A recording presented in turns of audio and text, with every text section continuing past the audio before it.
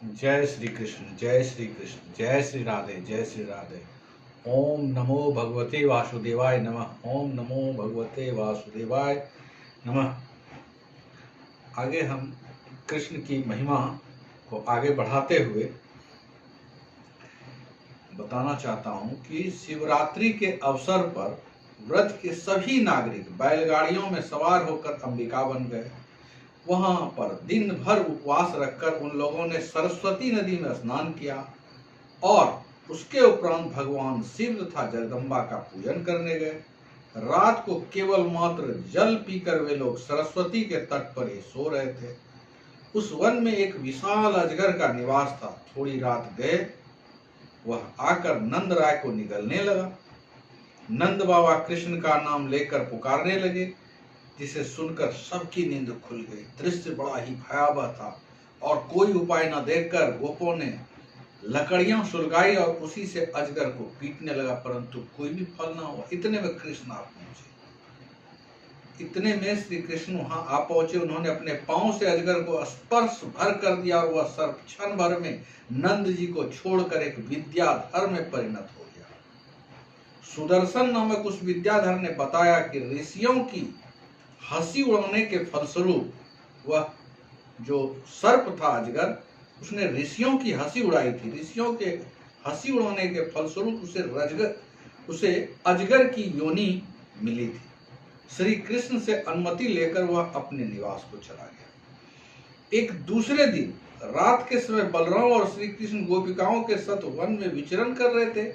वनिताएं अपने तन मन की शुद्ध भूलकर भगवान का गुणगान कर रही थी। उसी समय शंखचूड़ नामक का एक यक्ष वहां आ पहुंचा और दोनों भाई को देखते ही देखते गोपिकाओं को उठाकर भागने लगा।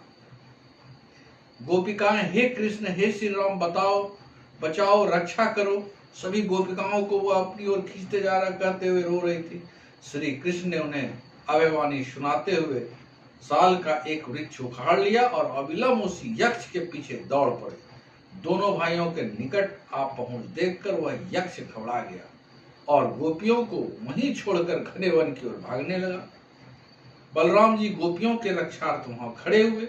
जो गोपियां लोग को उठा के ले जा रहा था, वहां पर बलराम जी खड़े हुए और श्री कृष्ण ने पीछा करके यक्ष को पकड़ लिया। उनकी मुष्टि का एक ही प्रहार पाकर सिर धड़ से अलग हो गया। इस प्रकार श्री कृष्ण ने शंखचूड़ को मार डाला और उसके सिर से चमकती हुई मणि निकालकर बलराम जी के पास ले जाकर आदर पूर्वक उन्हें सौंप दिया। एक दिन ब्रज में आनंदोत्सव का आयोजन चल रहा था। सभी लोग तैयारी में लगे हुए थे। उसी समय वहां अरिष्टासुर नामक राक्षस आ पहुंचा।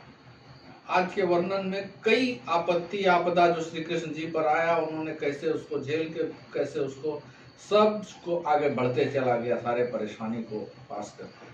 एक विशाल बैल का रूप धारण किए हुए वृंदावन की गलियों में विचरण करने लगा। उसके पांव पटकने से धरती कांप उठती थी। उनके रंभाने से सब कान फटे जा रहे थे। अपने नुकीली सींगों से दीवार, वृक्षों आदि को तोड़ता हुआ वह जिधर भी निकलता उधर विनाश लीला का दृश्य उपस्थित हो रहा था। श्री कृष्ण ने भयातुर ब्रजवासियों को आश्वस्त किया और असुर को ललकारते हुए बाहर निकल आए। कृष्ण को देखते ही क्रोधवश अरिष्टासुर के नथुने फड़कने लगे। अपने पिछले खुरों से धरती को खरोचते हुए आक्रमण करने की ओर बढ़ा। श्री कृष्ण ने लपक कर उसके दोनों सिंग पकड़ लिए और उसे पीछे की ओर ठेलते हुए दूर तक ले जाकर पटक दिया। अब मान से आग बबूला होकर वह पुनः श्री कृष्ण पर प्रहार करने को अवसर हुआ। श्री कृष्ण ने पुनः उसके सिंग पकड़े और पांव से ठोकर मार मार कर उसका कचूमर निकाल दिया। मुख से रक्त वमन करता हुआ वह असुर पर रोक गया। कितने असुरों का श्री कृष्ण जी ने संहार किया इस धरती पर आकर, वो एक एक हम लोगों को जानकारी मिल रही है। भगवान के अवतार कार्य की परिपूर्ति के लिए इसी बीच देवर्षि नारद ने कंस के पास जाकर उसे श्री कृष्ण के जन्म का सच्चा वृतांत सुना दिया। कंस पहले ही कृष्ण के बल विक्रम का काफी परिचय पा चुका था। अब उसका संदेह निश्चय में बदल गया। क्रोध से कांपते हुए उसने भरी सभा में वासुदेव जी को खूब खरी खोटी सुनाई और कृष्ण को यथाशीघ्र समाप्त करने का संकल्प करके केसी नामक महादैत्य का यह काम पूरा करने का आदेश दिया। केसी ने बड़े विशाल घोड़े का रूप धारण किया और वायु वेग से दौड़ता धूल उड़ाता वृंदावन में प्रविष्ट हो गया। वह केसी नाम का महादेव उसकी पर्वत समकाया देखकर ही कभी छूट जाती थी, और उसकी हिनहिनाहट का तो पूछना ही क्या। ग्रामवासियों को भयभीत देखकर श्री कृष्ण सामने जाकर केसी को ललकारने लगा। वह भी मुंह फाड़कर भीषण गर्जन करता हुआ कृष्ण की ओर दौड़ा और उन पर दुलत्ती झाड़ दी। कृष्ण ने पैतरा बदलकर अपने को बचाया और अपने दोनों हाथों से उसके पिछले पांव पकड़कर हवा में नचाते हुए उसे 200 गज दूर फेंक दिया। बेहोशी टूटने पर दैत्य ने श्री कृष्ण को अपने सामने खड़े होकर मुस्कुराते देखा। क्रोध से तिलमिलाकर वह पुनः मुख खोले उनकी ओर दौड़ा। निकट आ जाने पर श्री कृष्ण ने अपना बायां हाथ उसके मुंह में घुसेड़ दिया। उनके कठोर कर के आघात से केसी के दांत टूट गए। उसके मुख में प्रविष्ट होकर श्री कृष्ण की भुजा आयतन बढ़ने लगी। क्रमशः उसका दम घुटने लगा, पांव पटकते हुए मलमूत्र त्यागने लगा और कुछ ही देर में वह बेजान निर्जीव होकर पृथ्वी पर गिर पड़ा। गिरते समय उसका शरीर 2 भागों में फट गया। श्री कृष्ण ने अपनी बांह वापस खींच ली। नारद जी आकाश में उपस्थित होकर भगवान की यह लीला देख रहे थे। एकांत होने के बाद वे श्री कृष्ण के पास आकर उनकी स्तुति करने लगे। तदुपरांत नारद जी ने उन्हें उनके भावी अवतार कार्य का स्मरण दिलाया। उनसे अनुमति लेकर वापस लौट गए। एक अन्य घटना इस प्रकार हुई। एक बार श्री कृष्ण ने गायों को वन में चरने को छोड़ दिया और अपने ग्वाल वाल मित्रों के साथ एक पर्वत शिखर पर जाकर लुका छिपी का खेल खेलने लगे।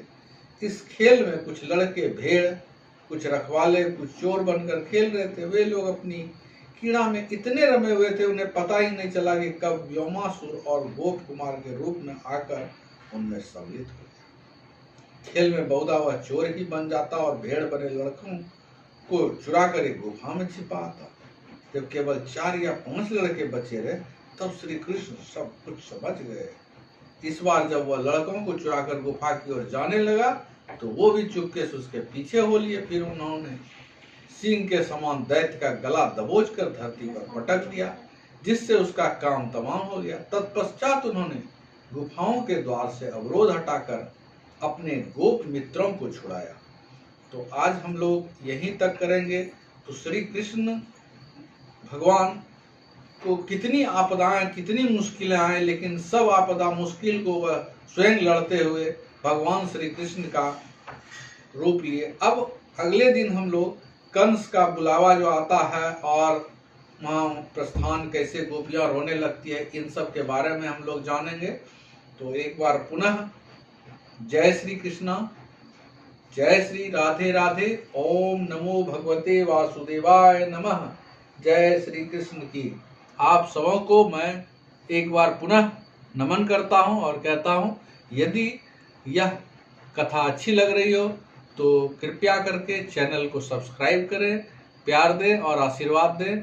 धन्यवाद।